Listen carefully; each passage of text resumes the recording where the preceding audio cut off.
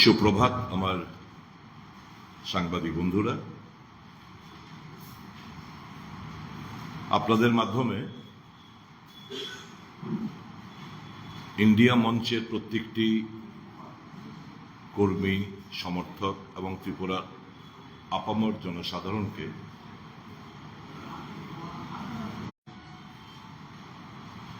যে এই যে প্রচার যে সময়সীমা, আজকে আপনারা জানেন বিকাল 4টা অবধি আমাদের প্রচারের সময়সীমা, বিকাল 5টা। তো এটার ইতি টানা হবে। প্রচার চলাকালীন যে সেরকম ভাবে আমরা সাড়া পেয়েছি, যে সাহস, উদ্দীপনা, শাসকের ভয়, ভীতি, হুমকি উপেক্ষা করে ইন্ডিয়া মঞ্চের কর্মীরা বুক চিতিয়ে লড়াই করেছেন, প্রচার করেছেন, এবং যেরকম ভাবে গণদেবতারা সাড়া দিয়েছেন, কৌতূহল দেখিয়েছেন আমাদের কথা শোনার, দলের এবং মঞ্চের তরফ থেকে প্রত্যেকজনকে আন্তরিক সংগ্রামী অভিনন্দন জ্ঞাপন করছি, ধন্যবাদ জ্ঞাপন করছি। আজকে এখানে প্রচারে দেশের প্রধানমন্ত্রী নরেন্দ্র মোদী সাহেব আসছেন। গতকালকে প্রচার করে গেছেন আমাদের সর্বভারতীয় সাধারণ সম্পাদিকা কংগ্রেস কমিটির শ্রীমতী প্রিয়াঙ্কা গান্ধীজি। যে স্বতঃস্ফূর্ত সাড়া, যে অভিব্যক্তি, বডি ল্যাঙ্গুয়েজ জনসাধারণ দেখিয়েছে, আমরা অভিভূত, প্রিয়াঙ্কা গান্ধী অভিভূত হয়েছে। উনি ধন্যবাদ জ্ঞাপন করেছেন, কৃতজ্ঞতা জ্ঞাপন করেছেন ত্রিপুরাবাসীর কাছে। এই উৎসাহ এবং উদ্দীপনা দেখে উনি এয়ারপোর্টে আমাদের সকলকে বলে গেছেন যে আমার সাহস বেড়ে গেছে ত্রিপুরাতে আসার পরে, পূর্ণভূমিতে, মাতা ত্রিপুরেশ্বরীর পূর্ণভূমিতে আসার পর যেরকম ভাবে আপামর জনসাধারণের স্বতঃস্ফূর্ত সাড়া, আমি অভিভূত। আজকে একটা প্রোগ্রাম হবে জোর জবরদস্তি করে, ভয় দেখিয়ে, হুলিয়া জারি করে আসতে হবে। দোকানপাট বন্ধ, বাজার বন্ধ, অটো, টমটম, রিক্সা সমস্ত কিছু স্তব্ধ করে দিয়ে মানুষকে টেনে হিচে নিয়ে আসার প্রচেষ্টা হাতে নেওয়া হয়েছে। উনি যেহেতু আসবেন, এর আগে আমরা 15 তারিখ এএনআই কে একটা স্ক্রিপ্টেড, অর্থাৎ গোটা আগের থেকে প্রশ্ন, আগের থেকেই উত্তর, সমস্ত কিছু বোঝাপড়ার মাধ্যমে একটা দীর্ঘদিন বাদে একটা ইন্টারভিউ আমরা শুনলাম, প্রায় 80 মিনিটের একটা ইন্টারভিউ। এই ইন্টারভিউটা যদি আমরা ডিকোড করি, আপনারা নিশ্চয় শুনেছেন, আমরাও শুনেছি, এখানে বেকারত্ব কিংবা কর্মসংস্থানের ব্যাপারে উনি মাত্র 2বার উল্লেখ করেছেন। মুদ্রাস্ফীতি ব্যাপারে একবার উল্লেখ করেননি। মহিলাদের নিরাপত্তা নিয়ে একবারও একটু শব্দ উচ্চারণ করেনি। কৃষকদের যে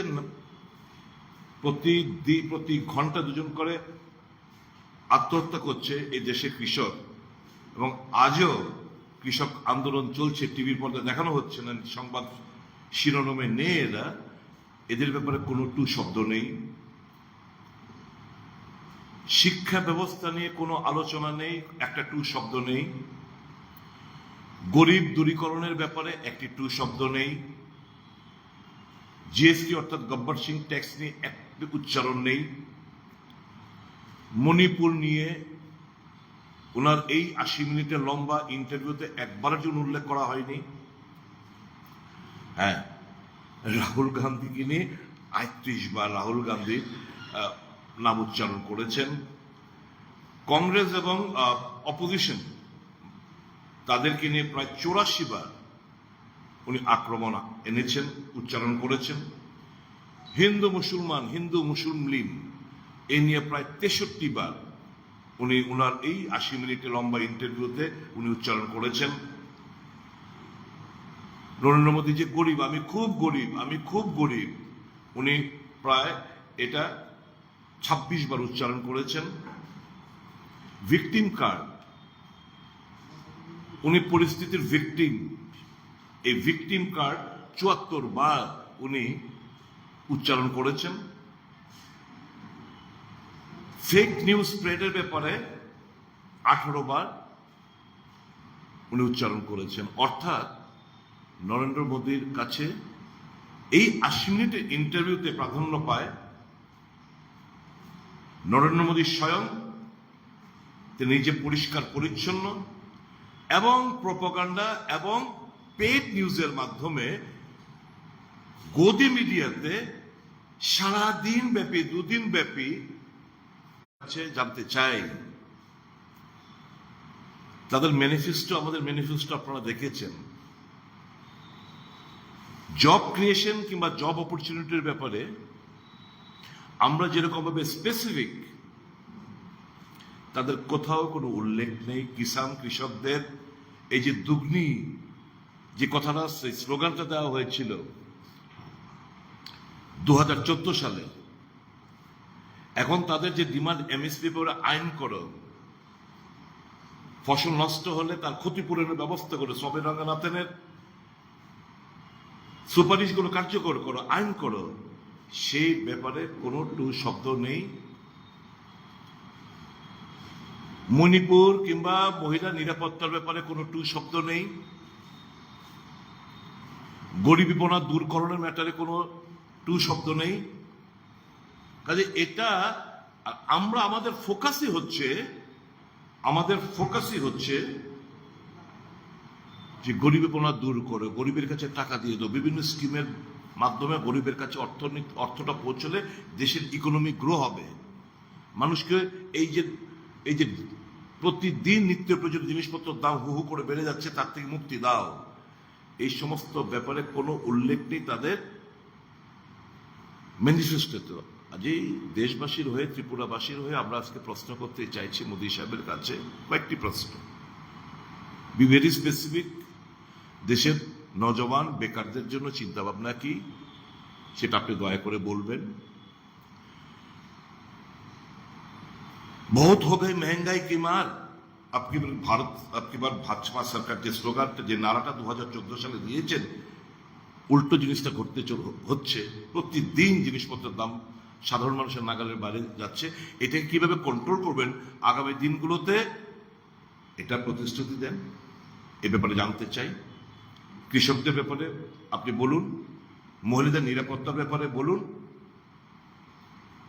দেশের অর্থনীতি সম্পর্কে বলুন, মণিপুর ইস্যুর ব্যাপারে মুখ খুলুন।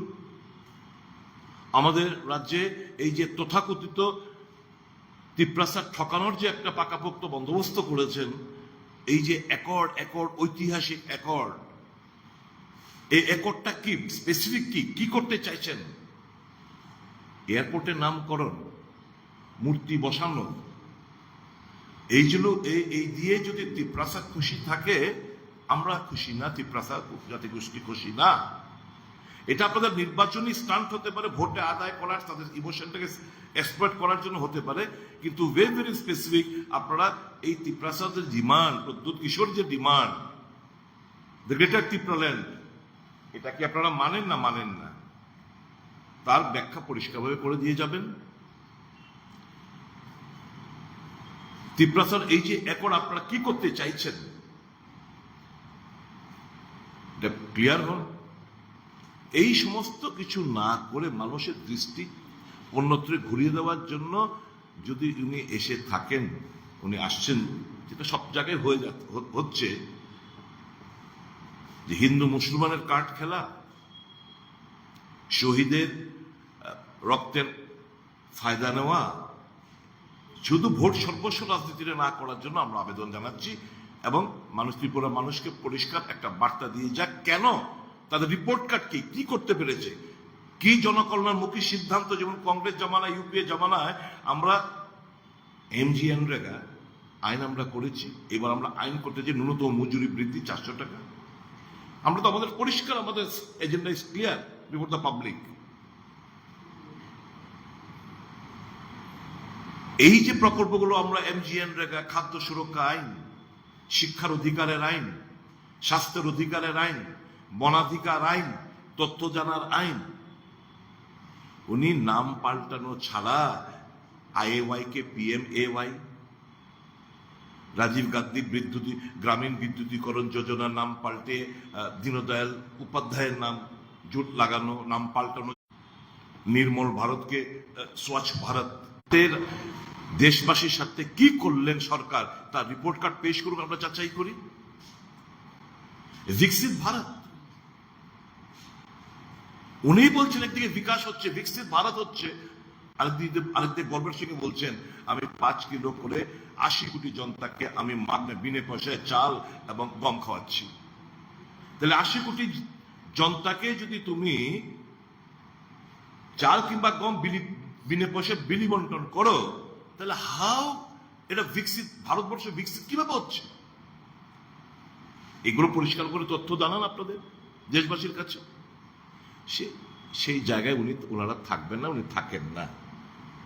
উনি সত্যকে ভয় পান, আর আমরা ইন্ডিয়া মঞ্চ সত্যের উপরে দাঁড়িয়ে আমরা রাজনীতি করছি। আমরা আমাদের স্লেট ইজ ভেরি ক্লিয়ার।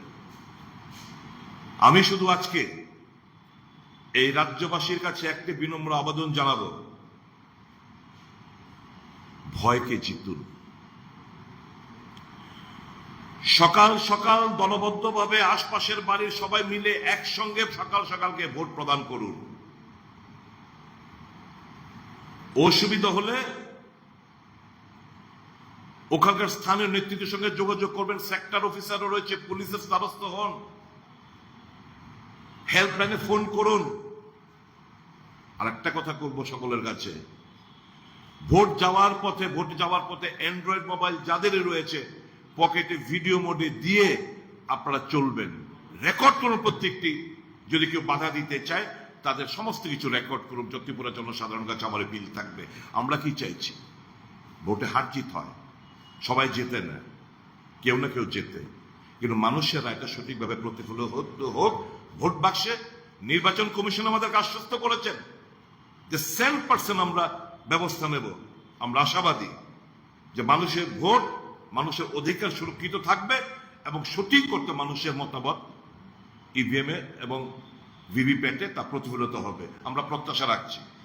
এই যুদ্ধে শুধু ইন্ডিয়া মঞ্চ না, এই যুদ্ধে সামিল হতে হবে ত্রিপুরা জনগণকেও। আমি জনগণের কাছে বিনম্রতার সাথে অ্যাপিল করছি, চা খাবেন বাদে, টিফিন খাবেন বাদে, দলবদ্ধভাবে ওই বাড়ির 2 জন আগে ভোট দিয়ে আসো, 3 জন পরে যাব না। বাড়ির চুক্তি সবাই বাড়িতে তালা ঝুলিয়ে বেরিয়ে পড়ুন সেদিন সকাল সকাল আপনার পবিত্র ভোট মতদান প্রকাশ করার জন্য। এই বিনম্র আবেদন কাছে রাখছি। আমাদের বিশ্বাস আপনাদের উপর রয়েছে। সঠিকভাবে ভোটে আপনাদের মতামত প্রতিফলিত হলে 2টো আসনে বিপুল ভোটে আমরা জয়লাভ করব। আমি ধন্যবাদ জানাবো আমাদের প্রার্থী আশিস কুমার শাহ। দিন রাত সীমাবদ্ধ সবকিছুর অর্থ থেকে শুরু করে সমস্ত কিছুর পরেও যে অক্লান্ত পরিশ্রম করেছেন, এবং ওনার মিসেস আপনারা দেখেছেন, ওনার মিসেস বাড়ি বাড়ি গিয়ে প্রচার করতে। আমি একটু বুঝলাম না, যাকে আমরা সবসময় আমরা এখানে দেখতাম, শ্রীমতী নীতি দেব কোথায়? কৌতূহল তো স্বাভাবিক। নীতিদেবকে তো আমরা ত্রিপুরাতে বিপ্লব কুমার দেব প্রার্থীর হয়ে প্রচার করতে দেখিনি। আমরা তো আশিস বাবুর স্ত্রীকে দেখেছি বাড়ি বাড়ি গিয়ে ভোট চাইতে, সহযোগিতার হাত বাড়াতে। আমি এর বেশি প্রশ্নটা করলাম, এর বেশি বললে হয়তোবা এটাকে ব্যক্তিগত আক্রমণ পর্যায়ে পড়বে। আমি সেই জায়গায় আমি যেতে চাই না।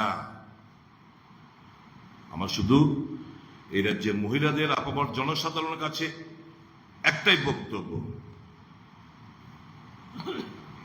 a person who is not loyal to his wife and family how can he be loyal to you? যে কোনো লোক যদি তার স্ত্রী এবং তার পরিবারের উপর লয়াল না হয়, আপনাদের উপর কিভাবে লয়াল হবে?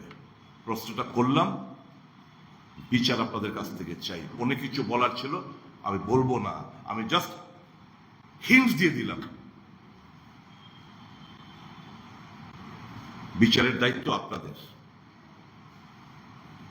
তারপরে বলবে বেটি বাঁচাও বেটি পড়াও, মহিলাদের সশক্তিকরণের কথা বলবে, সব। আজকে আমার খুব খারাপ লাগে। হ্যাঁ, ত্রিপুরা থেকে একজন মহিলাকে বাদ দিয়েছে, আরেকজন মহিলাকে এনেছে। কাকে বাদ দিল? যিনি সর্বদাই মানুষের পাশে থাকতে ভালোবাসতেন, কর্মীদের। দেখুন, বিরোধীদের হতে পারে, উনি বিজেপি করতে পারেন, বিজেপির মধ্যে সব কি খারাপ মানুষ নাকি? অধিকাংশই তো ভালো, কিন্তু ডমিনেট করছে কারা? যাদের কোনো অবদান নেই রাজনীতিতে এবং সমাজ গঠনে। প্রতিমা দেবী, আমরা বিরোধী হলো প্রতিমা দেবীকে আমরা তো এই একটা জায়গায় দেখেছি, কর্মীদের আপদে বিপদে পাশে থাকতে দেখেছি। এটা তো কেউ অস্বীকার করতে পারবে না। আমার লোক হাজার মত বিরোধ রয়েছে, ওনাকে সাবস্টিটিউট করে আরেকটা মহিলাকে উড়িয়ে আনলেন, যার কোনো, সে না পারে বাংলা, না পারে ককবরক, না পারে কোনো তিপ্রাসা কোনো ভাষা, যার কোনো ত্রিপুরা রাজ্যে সমাজকে করার জন্য কোনো ভূমিকা নেই, যার এফিডেভিট সমস্ত কিছু জালি, যার বিরুদ্ধে সিবিআই, তার ওনার এবং ওনার হাজবেন্ডের বিরুদ্ধে সিবিআই তদন্ত এখনো চলছে।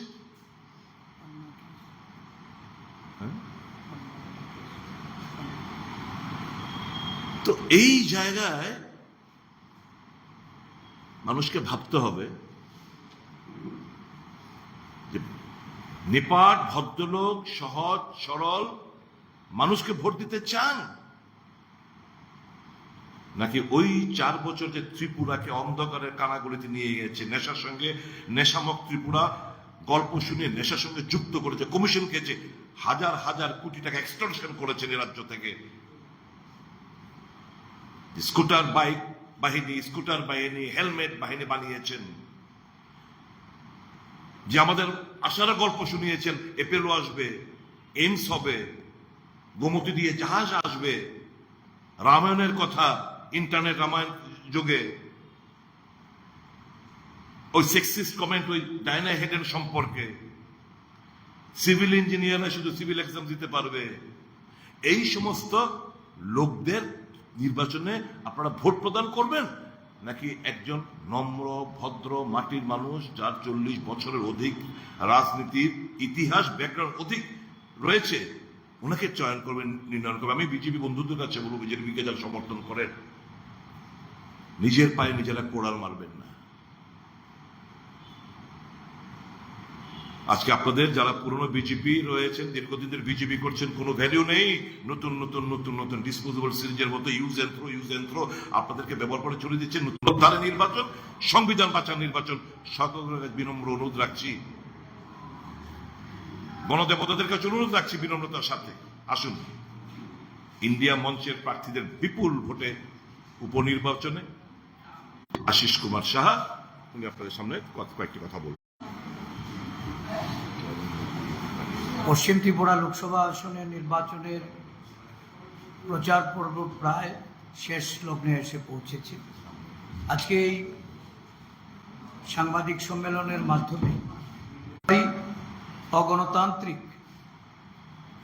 বিজেপির যে পরাজয়, এই পরাজয়কে সুনিশ্চিত করার জন্য গণদেবতাদের কাছে আমার আন্তরিক আবেদন আমি রাখছি। এটা ঠিক যে বর্তমানে আমাদের প্রচার কাজে, আমাদের বিভিন্ন রাজনৈতিক কর্মসূচিতে, বিশেষ করে এই নির্বাচনী প্রচার কাজে নানাভাবে আমরা বাধাপ্রাপ্ত হলেও আমাদের নেতা কর্মীরা এবং শান্তিপ্রিয় গণতান্ত্রিক নাগরিকরা যেভাবে এগিয়ে এসেছে প্রতিরোধ করে তুলে এই নির্বাচনী প্রচারে অংশগ্রহণের মাধ্যমে, সমর্থনের মাধ্যমে তাদের যে আমরা সাপোর্ট যেটা পেয়েছি, এটা আগামী নির্বাচনের দিন তার প্রতিফলন ঘটবে। গতকাল আমাদের রাজ্যে আমাদের জাতীয় কংগ্রেসের প্রিয় নেত্রী উনি ত্রিপুরায় এসে সাধারণ জনগণের যে উৎসাহ এবং মানুষের এই স্বল্প সময়ের কর্মসূচিতে অংশগ্রহণ, এটা জাতীয় কংগ্রেস সহ সমস্ত ইন্ডিয়া জোটের পাশে মানুষের এই সমর্থনকে যেভাবে ভারতবর্ষের ইন্ডিয়া জোটের নেতৃত্ব আজকে এই সমর্থনের বন্যায় উদ্ভাসিত হয়েছে, উৎসাহিত হয়েছে এবং এই রাজ্যের মানুষের পরিবর্তনের পক্ষে যে ধরনের আজকে প্রতিফলন দেখেছে,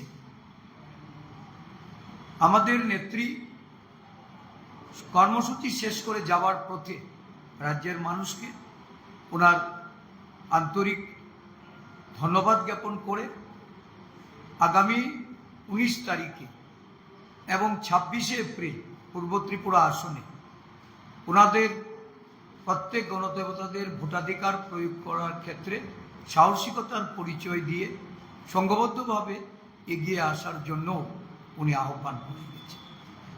আমি গণদেবতাদের কাছ থেকে আশীর্বাদ চাই, তাদের মূল্যবান ভোটে আগামী দিন প্রতিনিধিত্ব করার যে তাদের সমর্থন, ভোটের মাধ্যমে সেটা প্রয়োগ করার জন্য এগিয়ে আসার আহ্বান রেখে আমি আমার যে সেক্রেটারি ম্যাডাম আছে ওনাকে একটু বলার জন্য অনুরোধ রাখছি।